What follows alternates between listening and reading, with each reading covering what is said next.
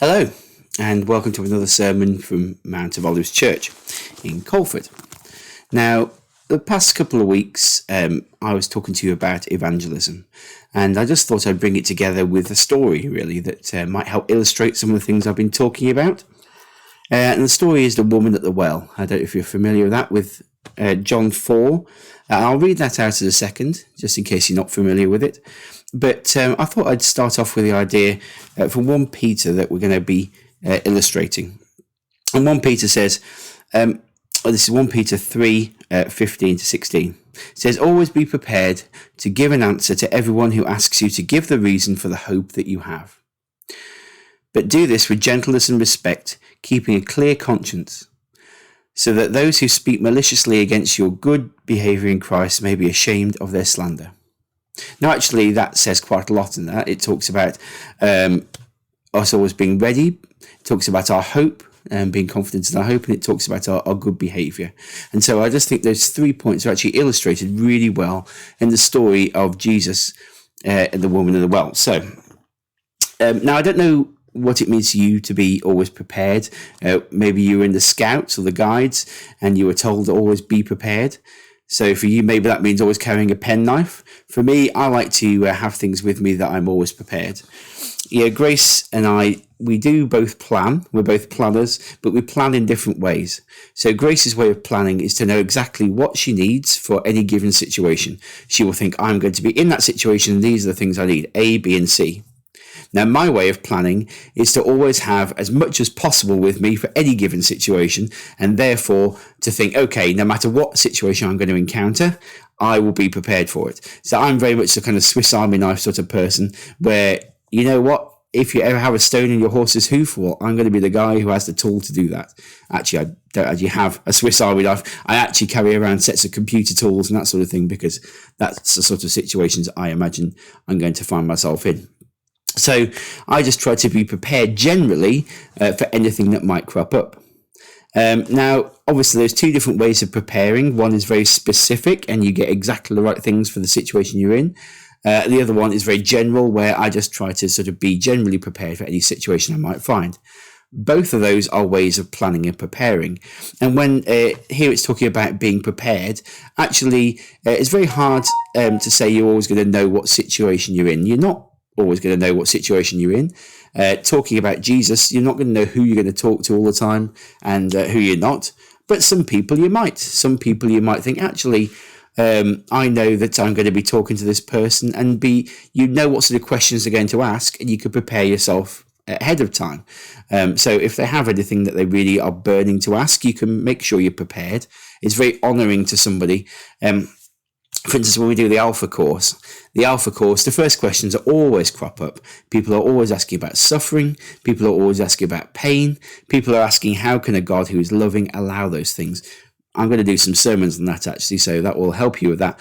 But the point is that people have always got those questions, and so I try to be prepared with answers to those questions. I know there's specific things are going to happen.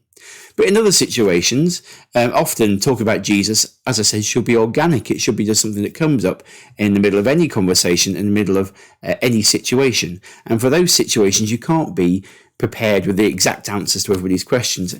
And as I already said, you don't need to be. You just need to talk about Jesus. So often the times when we end up talking about Jesus are not the times when we would like to.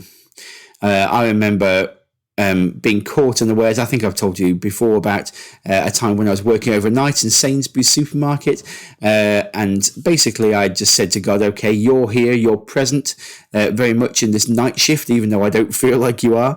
I'd been absolutely hating that job, but I said, okay, God, you are here as much as you are anywhere else, and you have a plan for what happens on the Sainsbury's night shift as much as you have a plan for anywhere else. And so I just let God do his thing. And actually people came to me that evening and throughout the night when I was working and asked me questions about Jesus, which was amazing. And I just didn't anticipate that. I didn't make that happen. I just allowed it to happen.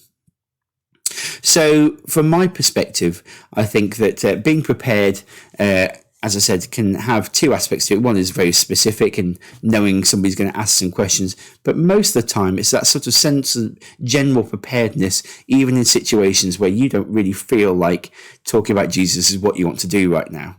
It's funny, I think that we can get in these situations where we're so tired or so worn out, or we just want to watch some TV. We're not really interested at that point. And often those are the times when God is saying, okay, let's just see what you've got. And those are the times when conversations just seem to naturally happen. For me, anyway. I've had conversations at the supermarket checkout as well as working at the supermarket. I've had conversations where I've just been driving a car, or where I've been in the middle of eating food, or all sorts of other things. Actually, I could say, well, I'm kind of busy right now, or I'm kind of tired right now. But actually, I've been called to make sure I have the right conversations at the right time. Apologies for this. I'm just going to turn my phone notifications off, which apparently have turned themselves on in the middle of my sermon, which is very unprofessional. No editing here, so you can just see me turn my phone to silent, and that will be exciting for you. There you go. Okay, so back to the unedited, unfiltered Phil sermon. Okay, so talk about being prepared at all times, even with interruptions. This is what happens, I think, to Jesus here. And let's just have a look at this story in John 4. So it said, Jesus knew the Pharisees had heard that he was baptizing and making more disciples than John, although Jesus himself didn't baptize them, his disciples did. So he left Judea and returned to Galilee. He had to go through Samaria on the way. Eventually came to the Samaritan village of Sychar. I think it's Sychar, maybe Sychar. Don't know. Near the field that Jacob gave to his son Joseph. Jacob's well was there, and Jesus, tired from the long walk, sat wearily beside the well about noontime. Okay, so Jesus is out in the desert. It's hot.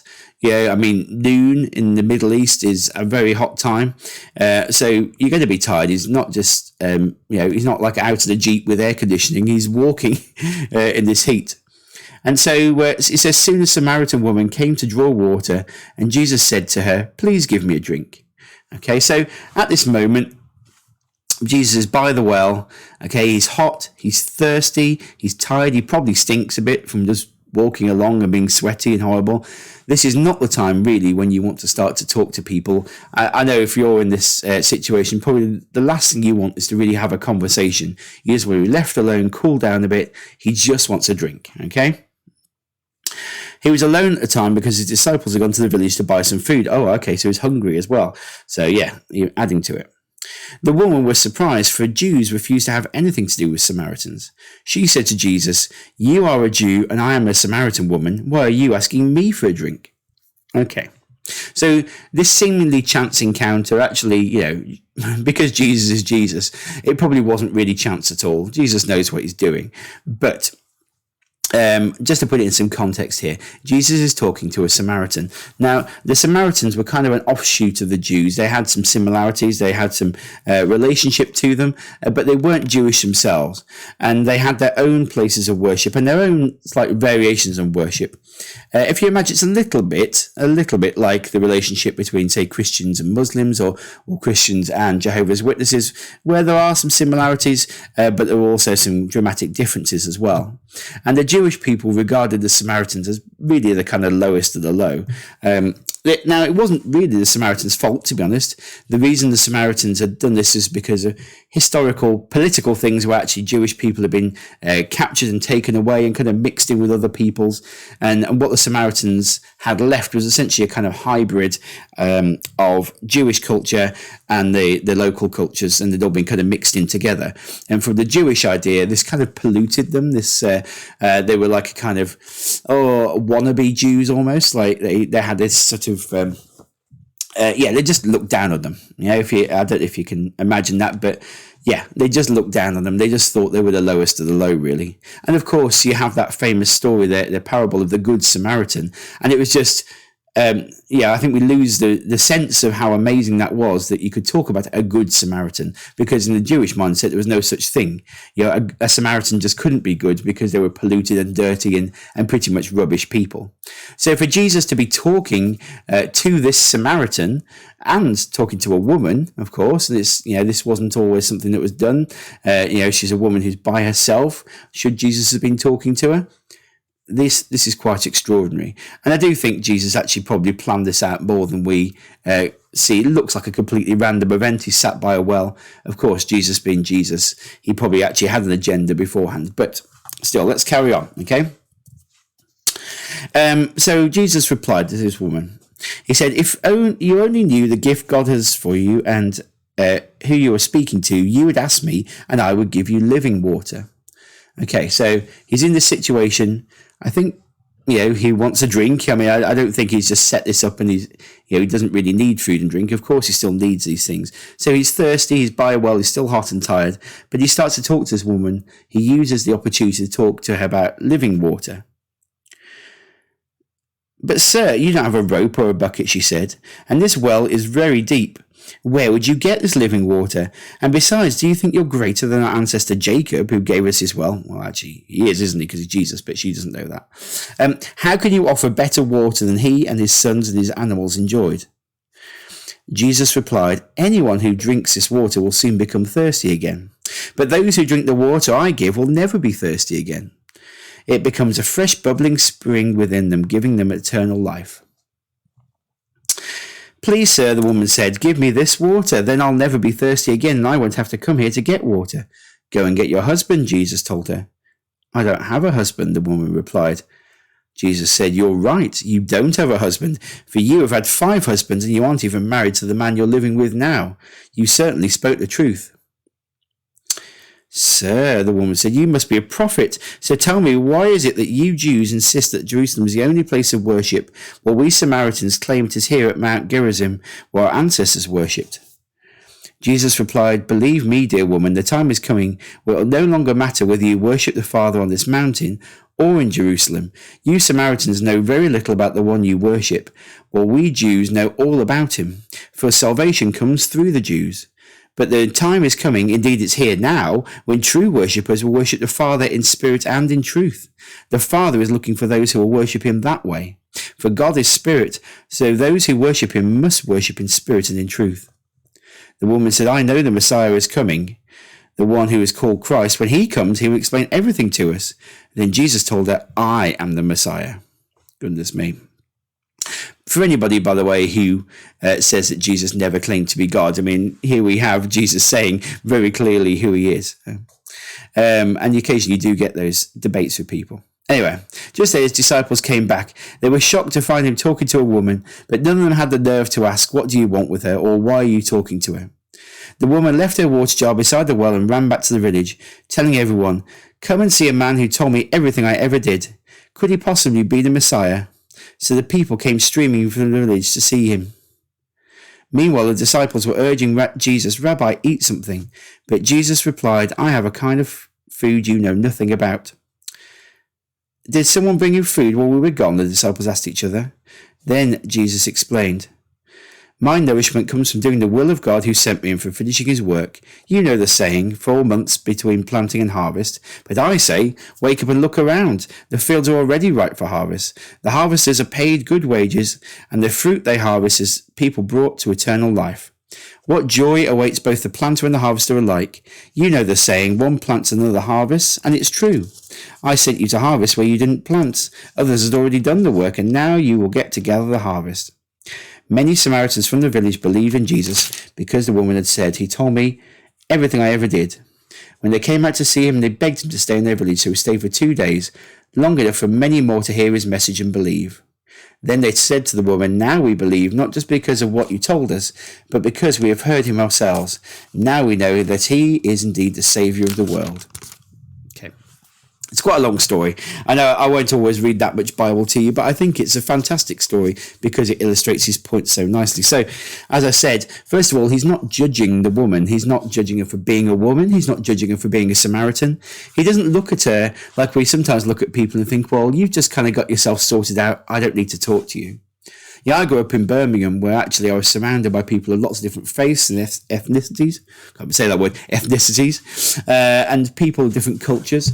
And it was very easy to just kind of go, well, you've got your thing and I've got mine, and let's never talk about those things. Now, Now, bear in mind what I'm trying to say is not that we have to impose our beliefs and religion on other people. What I am saying, though, is everybody is entitled to know more about Jesus. And there's nobody who we should just write off in our minds. Sometimes we look at people and think, well, you don't look anything like us, or you don't come from the same background, and I just don't see how I could possibly talk to you. But Jesus is common to everybody. Jesus is relatable for everybody, because you know what? Jesus brings everybody hope, peace, joy. Those are all things that people want. People want more love in their life. People want more confidence in their life. People want to be assured. People want to know that they are saved. People want to know that there is hope in the world. And actually, there's nobody who doesn't want those things, no matter what area of the world you come from. Those are common to every single person. Now, it doesn't mean that everybody has to look the same or act the same. I think sometimes, as I said, we make the mistake of evangelizing church and Christianity rather than Jesus. Sometimes we try to say, well, look, if you want to be a good Christian person, all you have to do is act like me, do the things I do, talk like me, and you will be saved and loved by Jesus. But that's not what Jesus says. He just says, follow me. He wants us to talk about Jesus and for people to follow him in the way that they follow him. For people to follow him in the way that actually makes sense within their culture and their surroundings. And that's not always going to look like we expect it to look. What is important is people are properly following Jesus with their whole heart, that they're giving their lives over to him. That's the important part. How that looks for people will be drastically different. And even we know that. I mean, what it looks like to be a Christian here is different to what it looks like to be a Christian in China or a Christian in Brazil. We're all still part of the same family, all still part of the same body, but actually we recognize that there are lots of different ways that people follow Jesus, but that's all legitimate. So, I think the first thing we need to remember is that Jesus didn't judge this woman. He wasn't saying, I'm not going to talk to you. He wasn't prejudging her.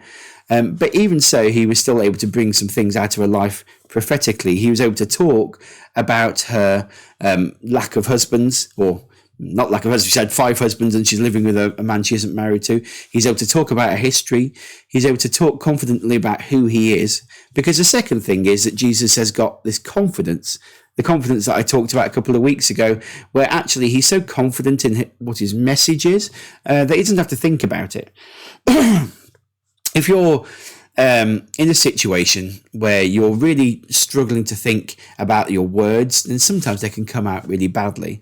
I know Grace has got an interview on Monday, and when you're in those sort of high pressure situations, no matter how well prepared you are, sometimes you can, I can't remember what I was wanted to say. I had all this good stuff to say.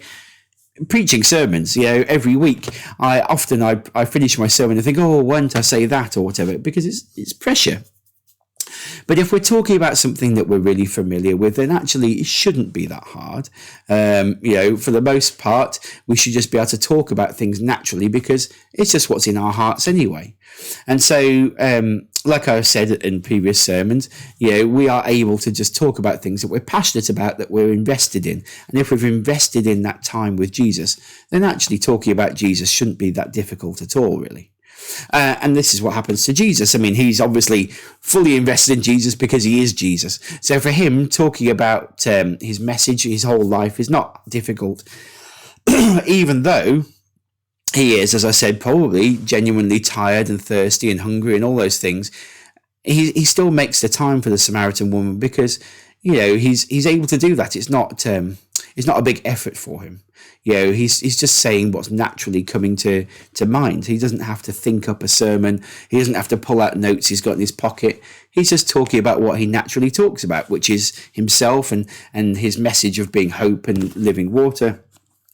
And he's also able to show her that he's God. He actually says it. He says that I am the Messiah. He makes that definite statement. But he's already proved that by having that knowledge about her. He's already shown that he is God. We talk about the gifts of the Spirit, and that's, again, another thing I'll talk about in a future sermon.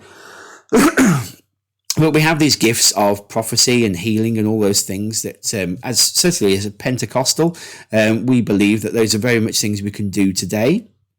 Through the power of God, of course. It's not us that does them, it's God that does them through us. And so those things, sometimes we we want the sort of showiness of that. Sometimes we're attracted to healing meetings because we want to see the spectacle of it. I know, that may not be a popular opinion, but that is genuinely what happens to a lot of people. Want to see people speaking in tongues because actually it's something that's almost makes us feel good. But in reality, all those gifts are given so that we can witness to other people about who God is. We're not given tongues so that we can just speak in tongues for our own sake, although it is useful for ourselves, but actually also so we can demonstrate God. We're not given healings because actually God just wants people healed, although that is important, but it's also so that God can demonstrate who he is. And he talks about that to the man who's lowered on the mat, that he says when he heals him, he does that so that people can see who God is. So when Jesus does this bit of prophecy here, he's not just sort of showing off. He's not saying, well, I just know all these things because aren't I clever? He's actually demonstrating who God is. He's demonstrating that actually he has an insight and a knowledge of who this woman is prophetically, without, obviously he's not met this woman before, but he knows that she doesn't have a husband at the moment. He knows that she's had 5 husbands before, and that's what really she latches onto. And that's what our spiritual gifts are supposed to be, tools to aid us with this. So as you look at the spiritual gifts, and again, we'll talk about spiritual gifts in the future. I don't want to go off on a tangent too much. But as we look at spiritual gifts, just remember that the spiritual gifts we're given, we're meant to work on those, not for the sake of ourselves, but for the sake of being able to talk to other people and to show who God is.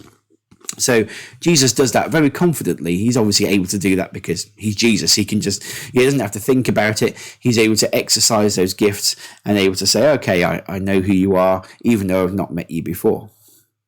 So he has that confidence that just comes naturally from being him. But that doesn't mean that we have to be Jesus to have that confidence. We just have to have Jesus with us. We have to have just spent time with Jesus. We have to rely on the Holy Spirit within us. And actually we can have that same confidence that Jesus had, knowing that we have a message that's good, that's worth sharing, and that people want to hear.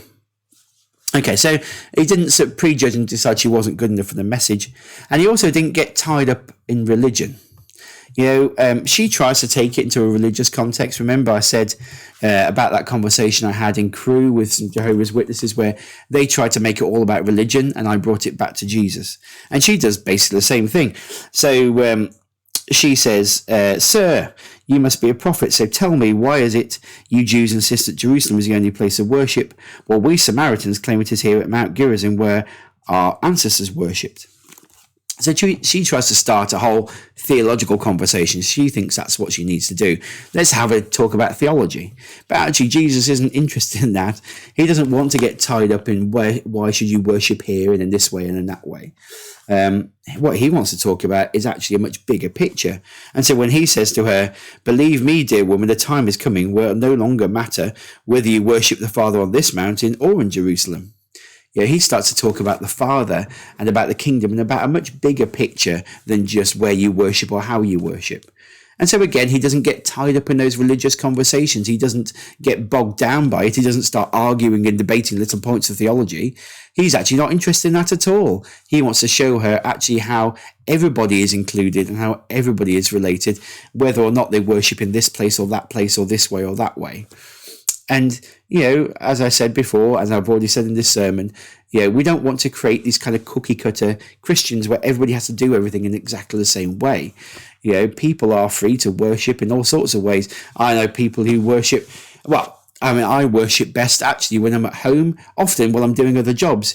Yesterday, I was listening to some podcasts and listening to some worship while I was painting my downstairs toilet.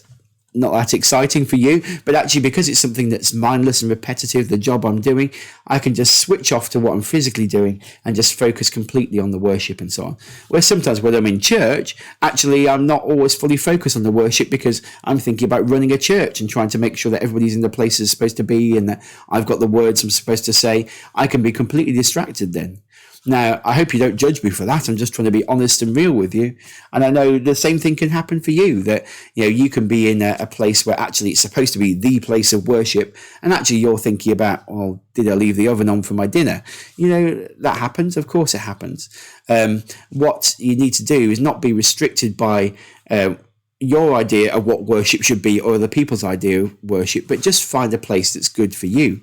And this is what Jesus is doing. He's saying, look, you don't have to worship in the same way that I worship or the same way that other people worship. It's not really going to matter. It's all about the Father. It's not about the place or the time or anything else.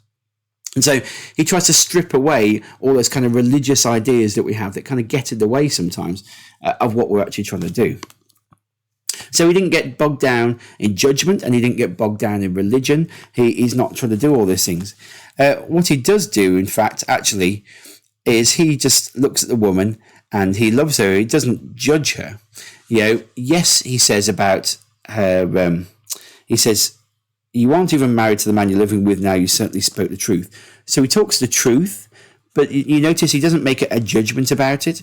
He doesn't say, what a terrible woman you are. You are not worthy of being in the kingdom because you're living with an unmarried man. He doesn't say to her, or he doesn't decide not to talk to her because of this, because he obviously knows about it beforehand. He doesn't say to her, well, you're not worthy of worship because you don't worship at the temple that I worship at.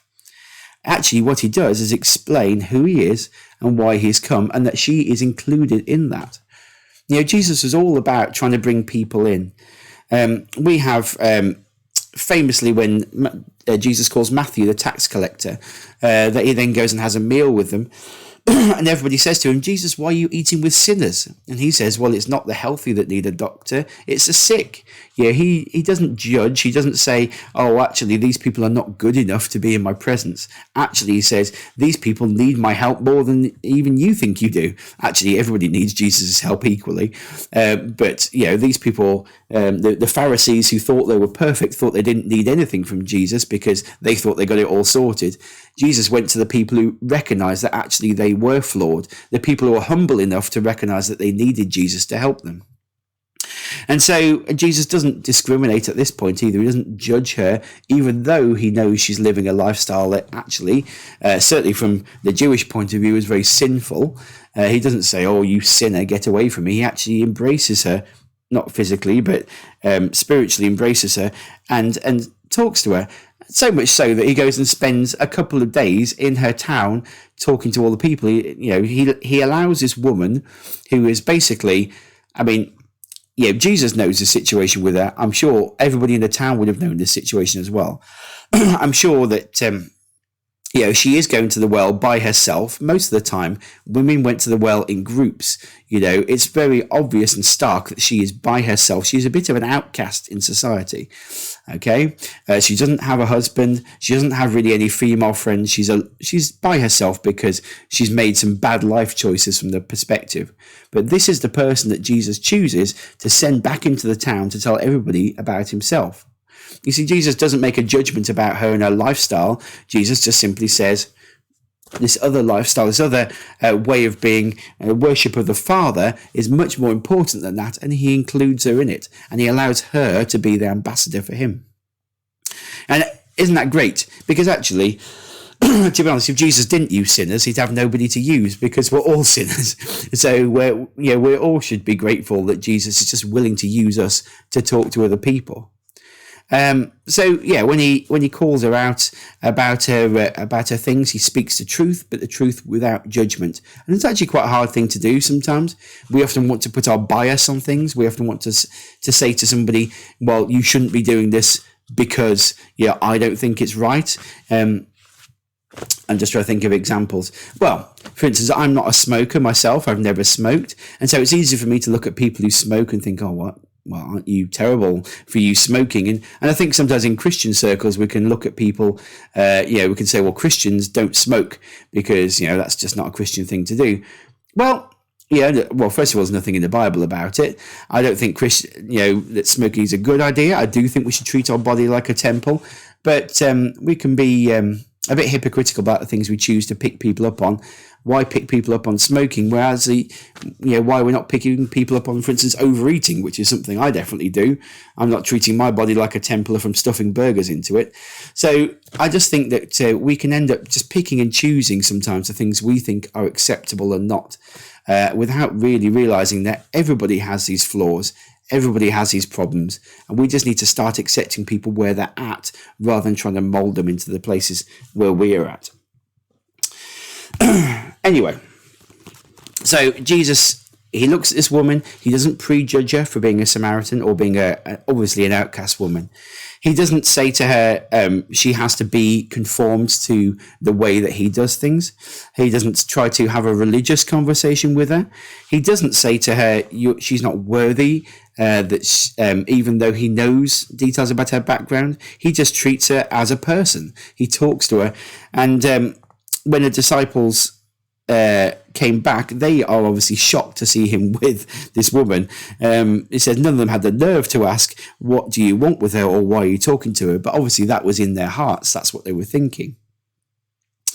And because Jesus does all this, the woman, instead of feeling rejected, like I'm sure she did by most people, instead of feeling judged, instead of maybe feeling like she had a theological conversation which she won or he won or whatever, there's no argument there, there's no judgment there, and she feels free to run back to her village, a village that probably looked at her in a very, judgmental way, and tell them all about this man who had basically completely changed her outlook.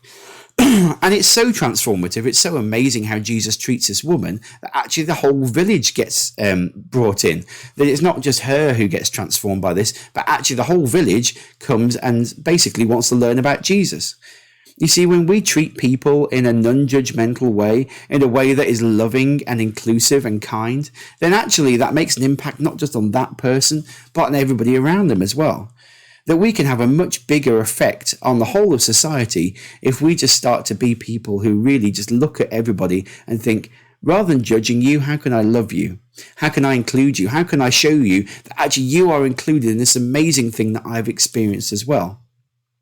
When we start doing that, then we can be people who just spread a message of love organically and naturally without having to force it, without having to feel that it's something we have to work at, but just simply because it just bubbles up naturally from us. So I hope that helps you. I hope that the story of the woman in the well illustrates some of those things for you. Please read that story again. There's lots in it. I could have brought out about 5 or 6 different sermons from that one story easily. But I think it really illustrates to me that idea that being prepared is not about having your gospel tracts in your pocket, like I've said. It's just simply about being prepared in your heart. It's about being ready, that when you encounter somebody, you're ready to just talk about Jesus because you love Jesus and because you love that person, because you want that person who is completely, absolutely a sinner, but also as worthy of Jesus' love as you are. You want them to experience the forgiveness that you've experienced, the love that you've experienced, the peace that you've experienced, the joy, all those great things that you experience in your life. You just want to share that with other people who need it too. That's what Jesus is doing here, and that's what we can do as well. So I hope you feel more prepared to talk about Jesus. I hope you feel that when you come to the situations, you're able to do that. And I hope that really benefits you, not just this week, but actually lifelong. Sometimes when you're doing sermons, you're thinking, oh, goodness, okay, this is great, but will people still remember it on Monday morning? Will they even remember it by next Sunday, by the time they hear another message? These are all things that I'm talking about because I think they're really deep and important things, and not just things that are just for a day or for a week or even for a month, but lifelong things. If we can learn to be people who are not judgmental, who are not looking to just try to mold people into what we are, but actually letting them be who they are, but with the benefit of following Jesus, I think we can be transformative, amazing, revolutionary people. And I don't want to forget that. I don't want it to just be forgotten by the time next week's sermon comes along. So I really pray that you take that deep into your heart this week. That's something that you really take the time to think about. I've got some good books I could recommend if you want to sort of read into this a bit more, because I just think it's such an important thing that we can forget. And I know I forget it as well. This is not a judgment thing. I can forget that and be all churchy and Christian. But I think it's important that we remember it's all about Jesus and not about anything else. Okay, I've said enough. Have a fantastic time, and I shall pass you back to Phil if you're watching him on the church service. Okay, God bless.